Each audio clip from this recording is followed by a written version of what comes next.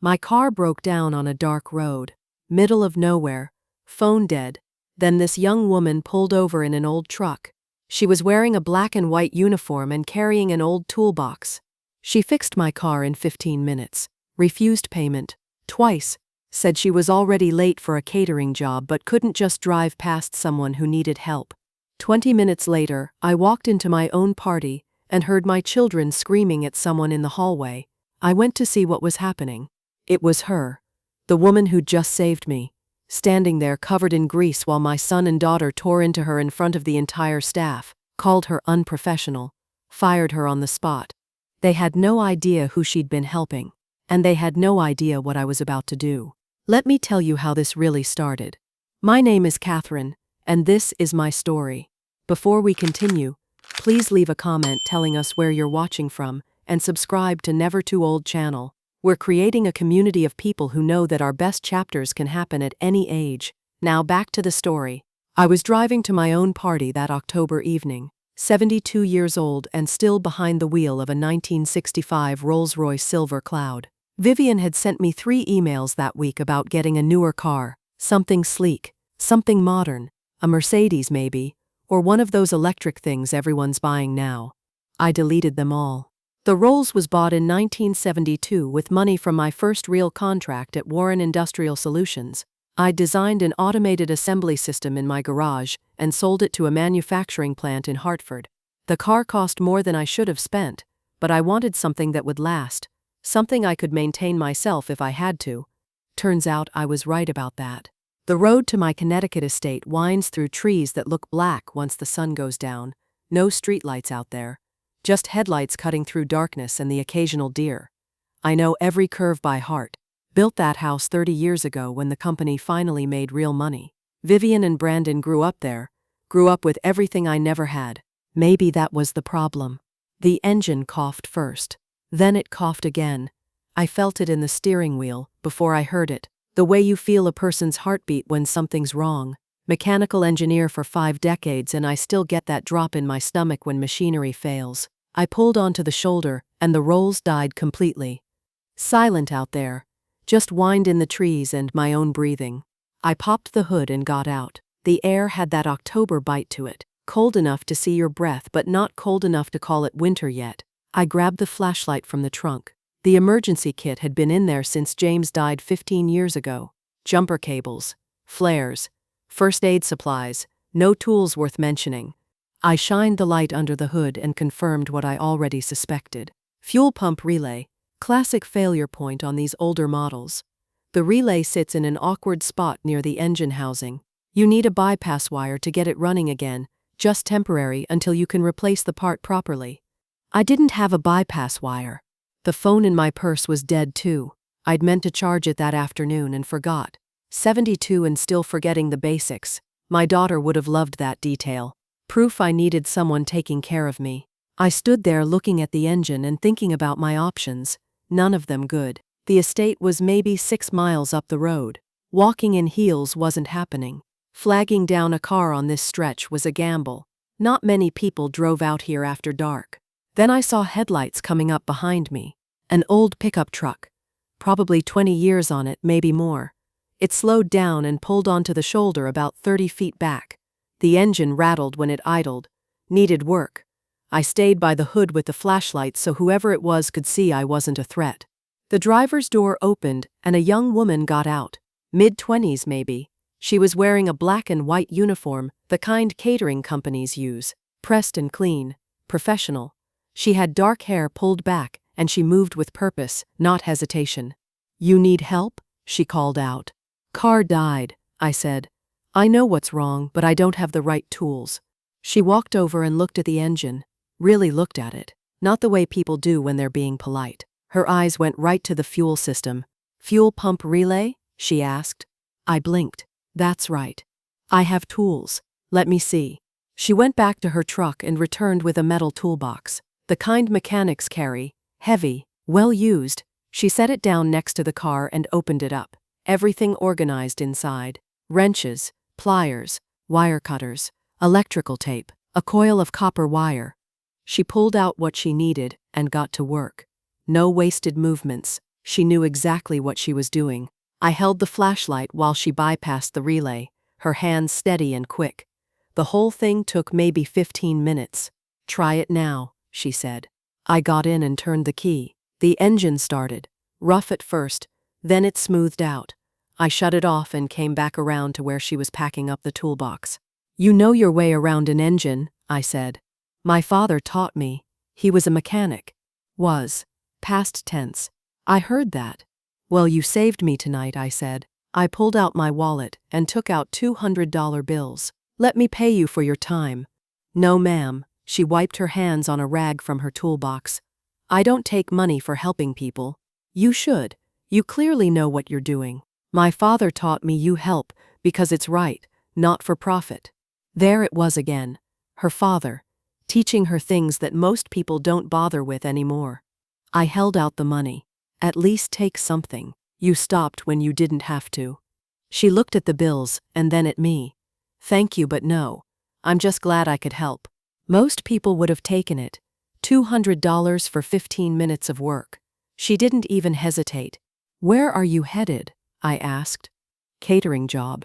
Warren Estate, actually." She checked her watch, and I saw the worry flash across her face. "I'm already 10 minutes late. They'll probably fire me." "I hope not. I really need this job." "Warren Estate. My house. My party." "How late will you be?" I asked. "By the time I get there, 40 minutes, maybe." She closed the toolbox. "But I couldn't just drive past you. Not out here." She picked up the toolbox and started back to her truck. "Thank you again," I called after her. She turned around and gave me a small smile. "Drive safe." I got back in the rolls and waited for her to pull out first, watched her taillights disappear around the bend. Then I followed the same road toward the estate. The estate gates were already open when I arrived. Cars lined up along the circular drive. Vivian had hired valets for the evening, which seemed excessive for 20 guests. But that was Vivian. Everything had to look a certain way.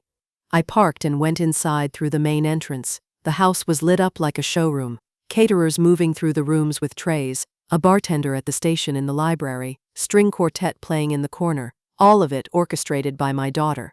Vivian was near the entrance in a cream-colored dress. Brandon stood next to her in a tailored suit, both of them greeting guests with perfect smiles, playing host at their mother's party. I wondered if either of them knew how to change a tire. Vivian saw me and waved. "Mother, there you are. We were getting worried." "Car trouble," I said. "Someone helped me." "Oh, good. Well, come meet the Hendersons. They're thinking about investing. Always networking. Always working the angle." I shook hands with people whose names I'd forget by morning, smiled at the right moments, accepted a glass of wine I didn't drink. I set the wine glass down on a side table and looked around the room. All these people in designer clothes making small talk about market trends and vacation homes. Not one of them would have stopped on that dark road tonight. A few minutes after I arrived, I heard Vivian's voice cut through the music, sharp, angry, coming from somewhere near the kitchen corridor. The guests near me didn't notice. They were too busy discussing whether the Fed would raise interest rates again. But I noticed. I always notice when my daughter uses that tone. I excused myself and followed the sound. The service hallway connects the kitchen to the main rooms. Staff use it so guests don't see them coming and going. Vivian stood in the middle of it with her arms crossed. Brandon was next to her, and in front of them was the young woman from the road. She looked different now. Her uniform had dark stains across the front, grease on her hands. Her hair had come loose from wherever she'd pinned it. She stood very still while my daughter tore into her. "This is completely unprofessional and unacceptable," Vivian said. Her voice carried down the hall. "You show up 40 minutes late looking like you crawled out of a garage?" The head caterer hovered nearby. An older man in a white coat. "I apologize, Mrs. Warren. This has never happened before." "It shouldn't happen ever," Brandon said. He had his phone out like he was about to document evidence. "We can't have unreliable people working our events." The young woman started to speak. There was someone stranded on the road. "I don't want to hear excuses," Vivian cut her off. "You're fired. Collect your things and leave immediately." Other catering staff had stopped what they were doing, watching. Some of them looked relieved it wasn't them getting yelled at. Others just looked uncomfortable. The young woman didn't argue. didn't raise her voice. She just nodded once and said, "I understand." That's when I stepped into the hallway. "What's going on?" I asked. Vivian turned. "Mother, we're handling a staffing issue." One of the caterers showed up completely unpresentable. "There was someone stranded on the road," the young woman said. Her voice was calm, steady. "I had to help." "That's no excuse," Vivian said. "You made a commitment to this job, to our mother's party." I looked at the young woman. She met my eyes. Recognition flashed across her face. The older woman from the Rolls-Royce. "The person she helped was me," I said. The hallway went quiet. Even the kitchen sounds seemed to stop. Vivian blinked. "What?" "My car broke down on the access road." She stopped and fixed it. "That's why she's late. That's why she has grease on her hands." Brandon lowered his phone. Vivian's mouth opened and closed. The head caterer looked between all of us like he was trying to solve a puzzle. "She fixed your car?" Brandon asked. "Fuel pump relay. She diagnosed it in about 10 seconds and had it running in 15 minutes. Knew exactly what she was doing." I walked closer to the young woman. I offered to pay her. Twice. She refused both times. Vivian's expression shifted. The anger was gone. Now she just looked thrown. "We didn't know." "Of course you didn't," I said. "You were too busy firing her to ask." Brandon put his phone away. "Well, if she was helping you, that's different." "Is it?" I looked at him. "Or is it only different because it was me?" He didn't answer that. I turned to the head caterer. "She can stay. In fact, I'd like her to serve in the library. I'll be spending most of my time there tonight." The man nodded quickly. "Of course, Mrs. Warren. Whatever you'd like." Vivian touched my arm. "Mother, maybe we should discuss this privately." "There's nothing to discuss. She stays." I looked at the young woman again. "When the party winds down, come find me in the library. I'd like to talk to you." She looked uncertain. "Yes, ma'am." The catering staff scattered back to work. Vivian and Brandon exchanged a look but didn't say anything else. They went back to the main rooms where the guests were. I stayed in the hallway for a moment. The young woman was washing her hands at a service sink, getting the grease off as best she could. "Thank you," she said quietly. "You saved me tonight." Seemed fair to return the favor. She dried her hands and smoothed down her uniform. The stains were still there, but at least she was cleaner. I should get back to work. I nodded and let her go. The party lasted another 2 hours. I made conversation, thanked people for coming, pretended I cared about quarterly projections and board elections. All the while I was thinking about what I'd seen in that hallway. My children had humiliated someone for being late to help a stranger. They didn't know the stranger was their mother. But that wasn't the point. The point was they wouldn't have cared either way. Around 10 o'clock, the last guests filtered out. Vivian and Brandon stayed to see everyone off. The catering staff started breaking down the bar and packing up equipment. I went to the library and sat in one of the leather chairs. The room smelled like old books and wood smoke from the fireplace. It was the only room in the house I actually liked. About 15 minutes later, there was a knock on the doorframe. The young woman stood there. She'd cleaned up more, fixed her hair, but she still looked exhausted. "Come in," I said. "Sit down."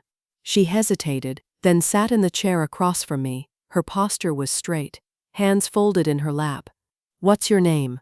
I asked. "Maya Collins." "How old are you, Maya?" 24. 24. The same age I was when I started Warren Industrial Solutions. The same age I was when everyone told me I'd fail. "You said you needed this job," I said.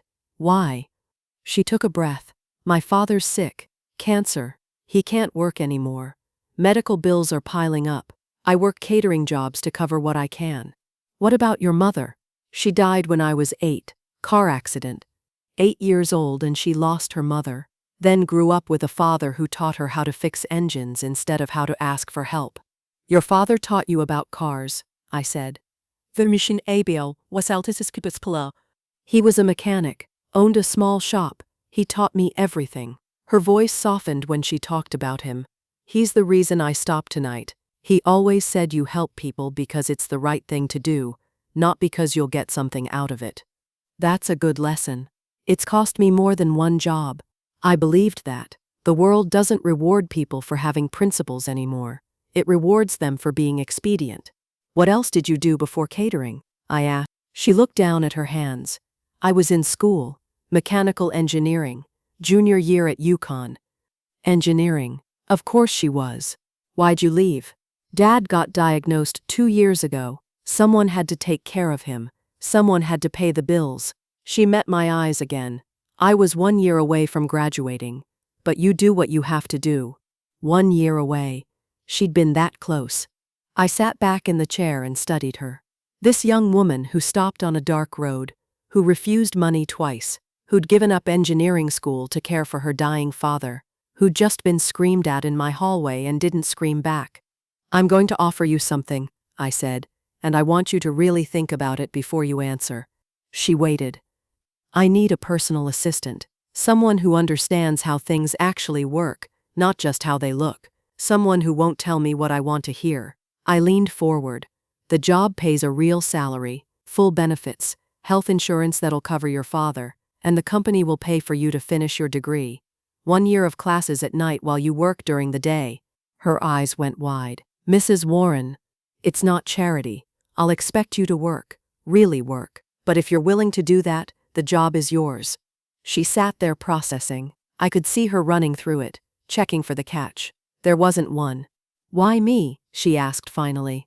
Because I was you, I said. 49 years ago, I was 23 years old, with nothing but a garage and an idea. People told me I'd fail. Some of them wanted me to fail.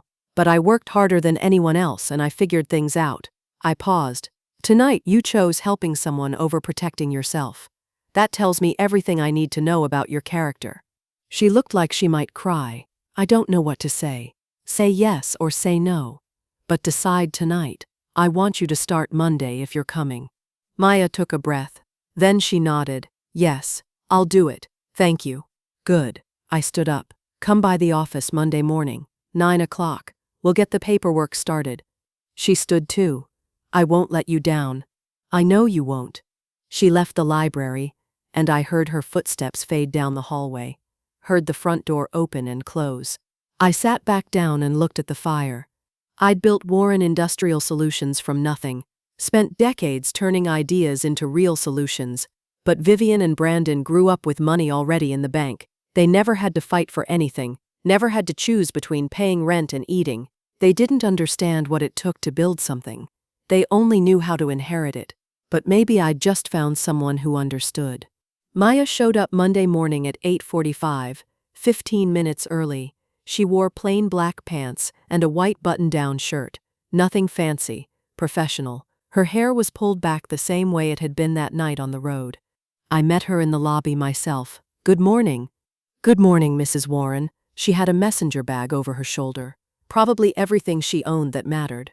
I took her up to the 3rd floor where my office was. Warren Industrial Solutions occupied a building just outside Hartford.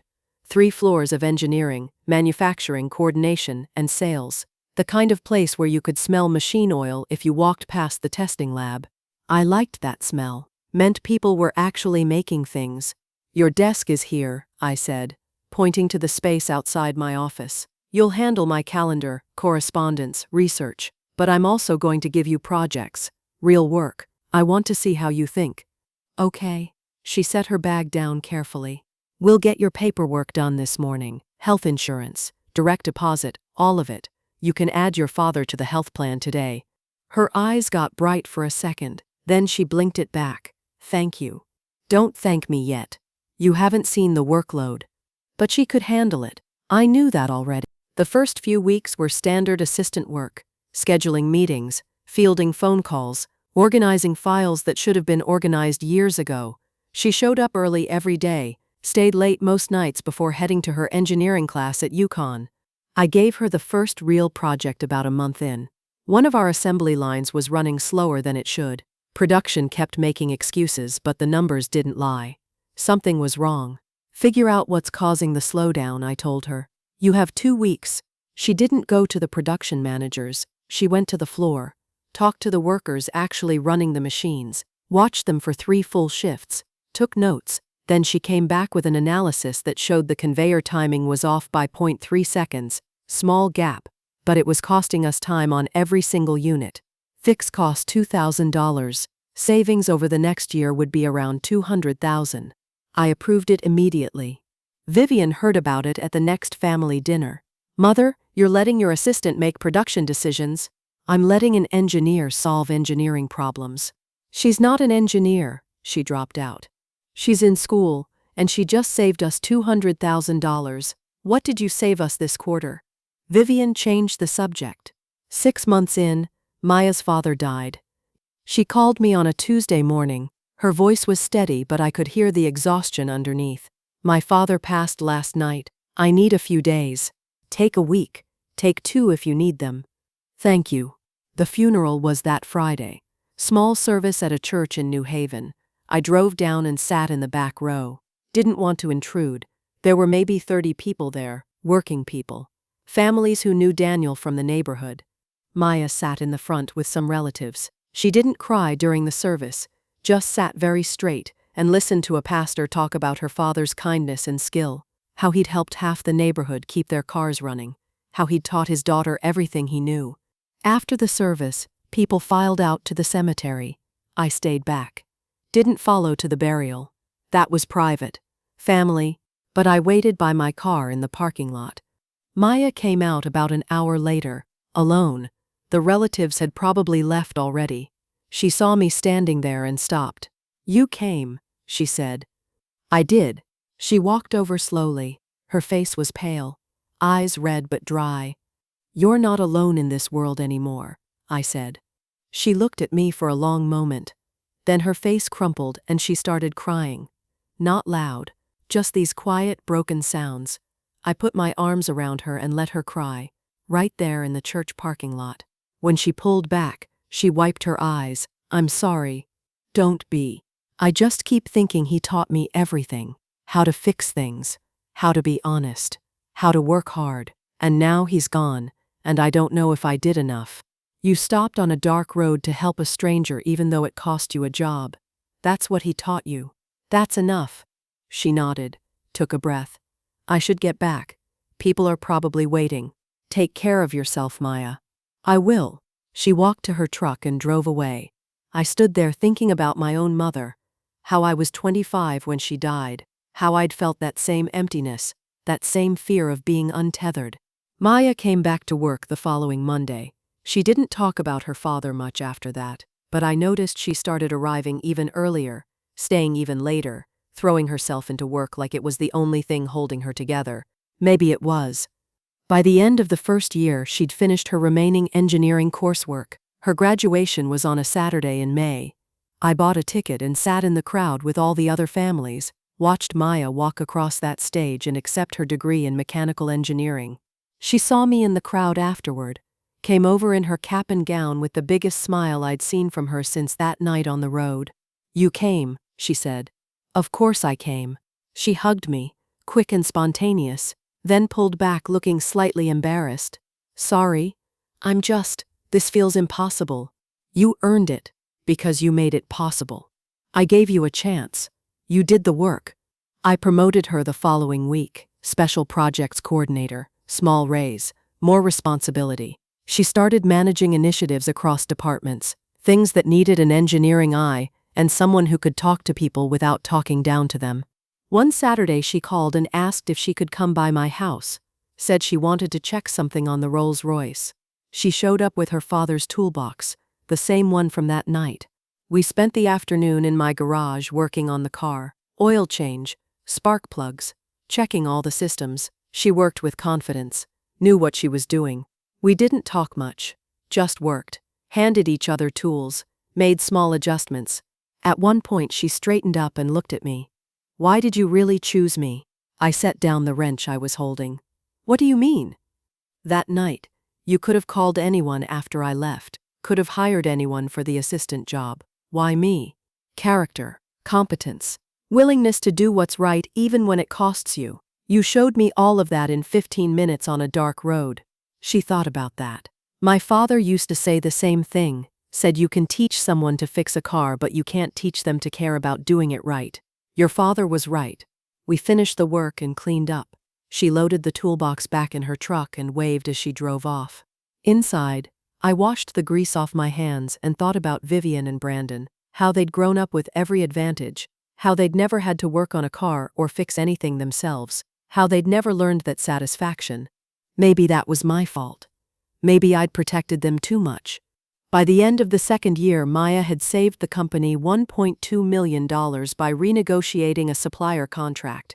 She'd used engineering analysis to show we were paying 20% more than market rate for components, found a better supplier, better terms, same quality. Vivian cornered me after a board meeting. People are talking about her. Good things, I hope. They're saying you're grooming her for something. She's doing good work. She's been here 2 years, that's nothing. Then she's accomplished more in 2 years than most people do in 10. Vivian's jaw tightened, but she didn't argue. She just walked away. Brandon was more subtle about it. Started asking questions about Maya's background, her education, whether I was sure about her qualifications. I shut it down every time. Year 3, I promoted Maya to Director of Operations Strategy. Gave her a team of 6 people, engineers and production coordinators. She ran them well, listened to their ideas, made decisions based on data instead of ego. When a major client started making noises about leaving, I sent Maya to meet with them. Alone, no backup, sink or swim. She figured out the problem in one meeting. The client's technical team had questions our salespeople couldn't answer, engineering questions. Maya sat down with them and solved 3 months of confusion in 2 hours. The client stayed. $5 million a year, locked in for another 3 years. I introduced her to the board as invaluable to our operations. Vivian and Brandon were both in that meeting. I watched their faces, saw the jealousy starting to calcify into something harder. Maya and I fell into a rhythm. Weekly meetings became dinners at my house. We'd talk about the company, about engineering problems, about life. She told me about her childhood, about watching her father work, about losing her mother so young. I told her about building the company, about the early days, the garage, the first contracts, about proving people wrong. We were becoming something more than employer and employee, something closer to family. Vivian and Brandon noticed. I could see it in the way they looked at her during board meetings, the way they asked questions designed to make her look inexperienced. But Maya kept proving herself, and they kept resenting her for it. By year 4, Maya was running the operations department, 45 people reporting to her. She handled it well, better than some executives I'd seen with twice her experience. I made an announcement at the next board meeting. The company was creating a COO position, Chief Operating Officer, second in command. 3 internal candidates would be considered. Maya, Vivian, Brandon. The room got very quiet when I said Maya's name. After the meeting, I saw Vivian and Brandon talking in the hallway. Low voices, heads together. They stopped when they saw me coming. "Mother," Vivian said, smiled. "Good meeting." "Was it?" "Of course." She glanced at Brandon. "We should discuss the COO timeline later. Get your thoughts." They walked away together. I watched them go. Over the next few weeks, I started noticing things. They'd be in Brandon's office with the door closed, having lunch together when they usually ate separately, hushed phone calls that ended when I walked past. I didn't say anything, just watched. Maya came to me about 2 months later. She was leading a major client retention project, trying to keep a manufacturer from switching to a competitor. It was worth about $8 million a year. "How's it going?" I asked. "Good. The client's technical team likes what we're proposing. Just waiting on budget approval to move forward." From Brandon, "Yes, he said he'd have it to me by end of week." End of week came and went. No approval. Maya followed up. Brandon said there were questions from finance, needed more documentation. She provided it. Still no approval. 3 weeks passed. The client started getting nervous. Maya worked around it as best she could, kept them engaged, kept pitching solutions, but without budget approval she couldn't finalize anything. I ran into Howard Pierce from the board at a supplier event. We were both getting coffee. "Catherine," he said, "can I ask you something about Maya?" "Of course." "Is she really ready for COO?" He looked uncomfortable. "I've heard some concerns about her experience level." "What concerns specifically?" "Just that she's only been with us 4 years. That's fast for that kind of role." He paused. "Vivian mentioned she might be in over her head." Did she? And Brandon showed me some project timelines that seemed delayed. I smiled. Thanks for bringing it to me, Howard. I'll look into it. He nodded and walked away. I checked the board minutes. 3 other members had been approached by Vivian or Brandon in the past month. Same questions, same concerns, all carefully worded. All technically reasonable. All coordinated. I went to Brandon's office one afternoon. He was at his desk working on something, budget reports spread out in front of him. How's everything in finance? I asked. Running smoothly. No issues. Good. How about Maya's budget request, the client retention project? Oh, that. Yes, I'm reviewing it. Should have it approved soon. I glanced at his desk. Could see the request sitting there. Right on top. Had been sitting there for 3 weeks. Great, I said. Client's getting anxious. Would be good to move quickly. Absolutely. I left his office. 2 weeks later, the client pulled out. Chose the competitor. Maya had done everything right, but couldn't overcome the delays. $8 million gone. She came to my office looking devastated. I lost the account. Tell me what happened. She walked through it. Every step she'd taken, every roadblock she'd hit, the budget delays that killed her timeline. I should have pushed harder, she said. Found another way. You did everything you could. It doesn't feel like enough. After she left, I sat there for a while, thinking. The next board meeting, Vivian presented the quarterly results. She went through the numbers efficiently, then got to operations. Unfortunately, we lost the Brennan manufacturing account, she said. Looked at Maya. $8 million annually. The operations team wasn't able to close the deal despite significant effort. Maya kept her face neutral, but I saw the flash of hurt. Perhaps the readiness concerns were valid after all, Vivian added, casual, like she was just making an observation. Several board members nodded. I watched Maya. Saw her sitting very straight, hands folded, taking it. She'd survive this. I knew she would. A week later, HR came to me with anonymous complaints about Maya, 3 of them, filed within 2 days of each other, all complaining about her leadership style, too demanding, not collaborative enough, creating tension in the department. I read them carefully. The language was similar across all 3. Same phrasing, same structure. Have you verified these? I asked the HR director. We're required to investigate all complaints. Of course, keep me updated. She left. The next morning, Maya was in her office early. I could see her through the glass, working on something, probably trying to prove herself after the lost account. Vivian and Brandon were meeting in the conference room. Door closed. Planning something. I picked up my phone and called my assistant. Schedule an emergency board meeting for next month. Full attendance required. What's the agenda?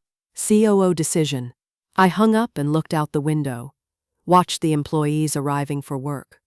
All these people depending on this company. It was time to make a decision. The board meeting was scheduled for 10 o'clock on a Tuesday morning. I got there early, set up my materials in the conference room, thick folder, a few printouts, my notes. The week before, HR had suspended Maya pending the investigation into the complaints. Standard protocol when accusations pile up like that. She wasn't allowed in the office, couldn't access her files, couldn't defend herself, just had to wait. She arrived at 9:45 looking like she hadn't slept in days, dark circles under her eyes, hands shaking when she set down her bag. She sat at the far end of the table, away from everyone else, like she was already separate from the company.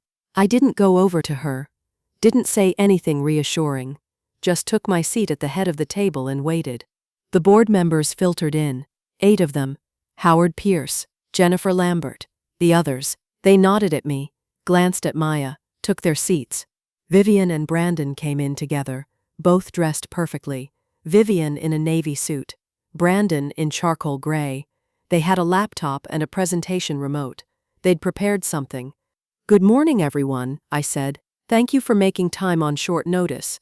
We're here to discuss the COO position and some concerns that have been raised about Maya's performance. Vivian and Brandon have requested time to present their findings. We'll hear from them first.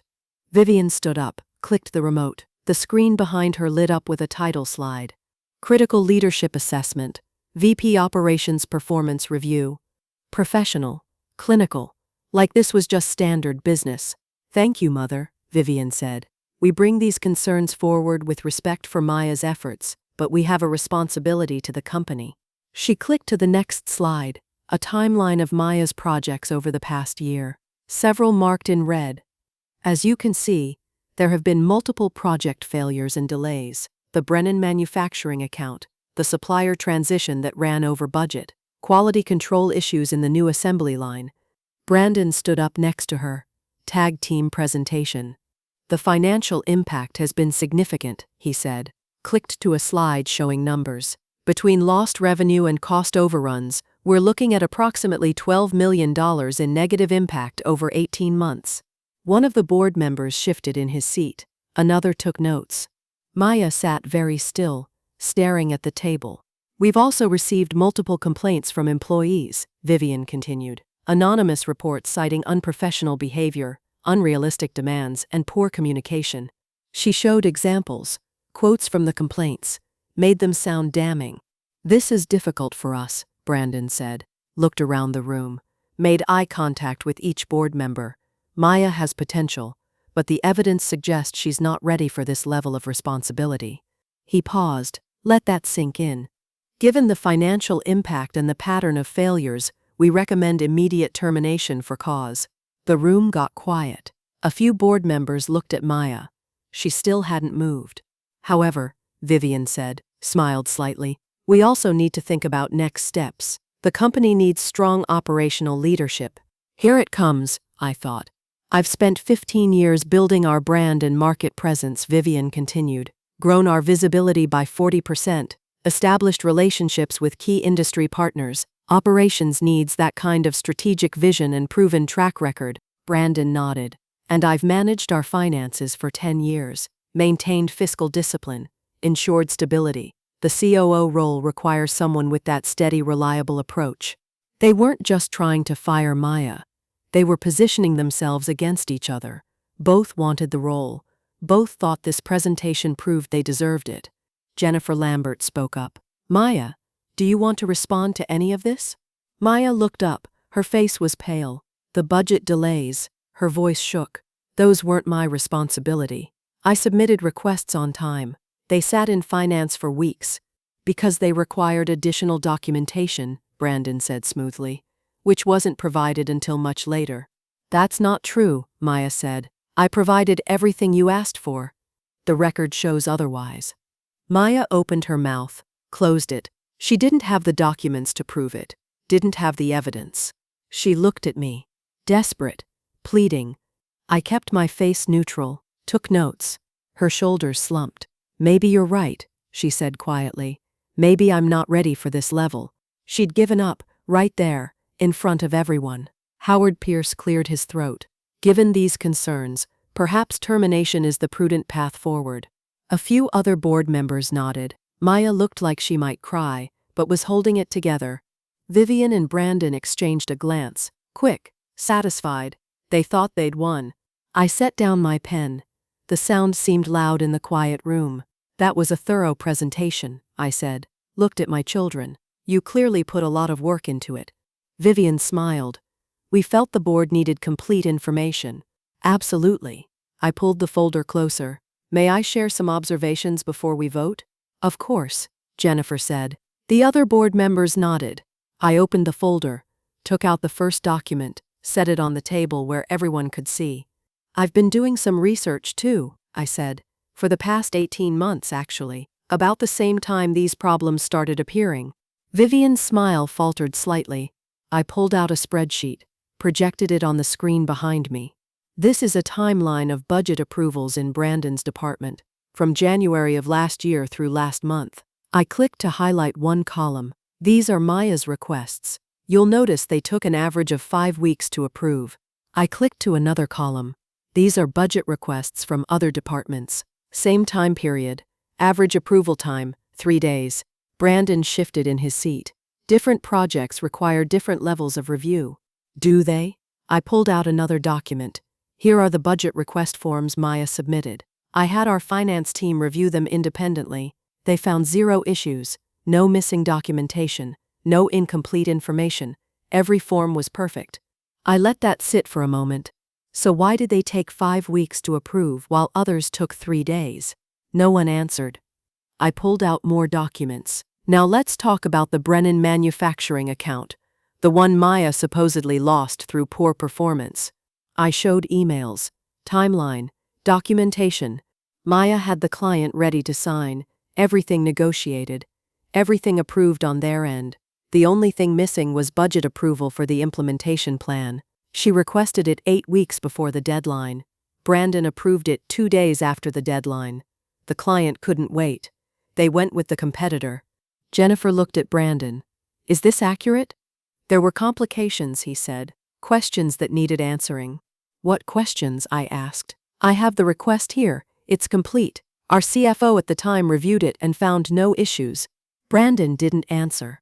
I pulled out more papers. Now about those anonymous complaints. I set them on the table. 3 complaints, filed within 48 hours, all using similar language, similar phrasing, same sentence structures. I showed them the comparison, highlighted the matching phrases. Our HR director ran a linguistic analysis. The complaints were likely written by the same person, or copied from a template. Vivian's face had gone white. I also checked with Maya's team, I continued. All 45 people she manages, asked them directly about her leadership. Want to know what they said? I pulled out the summary. 92% rate her as excellent or outstanding. They described her as fair, knowledgeable, and supportive. Several said she's the best manager they've ever had. I looked at Vivian. Doesn't quite match those anonymous complaints, does it? The room was completely silent. I pulled out one more document, the big one. For the past 18 months, I've been tracking something. Every interaction, every delay, every whisper campaign. I have emails, phone records, meeting notes, board member testimonies about conversations they had with you both, client contacts who reported unusual calls. I spread the documents across the table. Let everyone see. 47 documented instances of interference, budget delays, false reports to board members, whispered concerns, anonymous complaints, all of it targeted at one person, Maya. I looked at my children. They were frozen, caught. You spent 18 months sabotaging her, creating obstacles, making her look incompetent, and she still succeeded. 10.4 million in value creation, 95% success rate on projects that didn't face mysterious delays, employee satisfaction scores through the roof. Brandon tried to speak. We were protecting the company's interests. Were you? I looked at him. Or were you protecting your inheritance? Vivian stood up. Mother, you're taking this out of context. Sit down, Vivian. She sat. I turned to the board. I'm going to make a motion. And then I'm going to explain exactly why I'm making it. I pulled out one final document, the employment contracts my attorney had prepared. I moved to appoint Maya as Chief Operating Officer, effective immediately, with a clear succession plan to CEO in 3 years. The room erupted. Brandon shot to his feet. She's not even family. We were protecting what's ours. Protecting? I looked at him. You spent 18 months sabotaging someone who was doing her job. That's not protection, that's fear. She earned nothing, Vivian said. Her voice had gone sharp. You handed her everything. I gave her a chance. She did the work. There's a difference. I looked at both of them. You inherited your positions. She earned hers. The board members were watching silently. All in favor? I asked. 8 hands went up. Every board member. Opposed? Vivian and Brandon kept their hands down, faces white. Motion carries unanimously, I said. Maya sat frozen, tears running down her face. She wasn't making a sound, just crying. I turned back to my children. You're both removed from your executive positions, effective immediately. You'll be reassigned to middle management. You can't do this, Vivian said. I own controlling shares. I can do exactly this. We'll resign, Brandon said. You can, but you'll forfeit all severance, every stock option, every benefit. I pulled out the contracts I'd had prepared. Or you can sign 3-year contracts, middle management positions, report to people who report to Maya, learn what actual work looks like. Your choice. I slid the contracts across the table. Your lifestyles require money, I said. Your houses, your cars, your club memberships. You're both leveraged to the limit because you thought you'd always have executive salaries.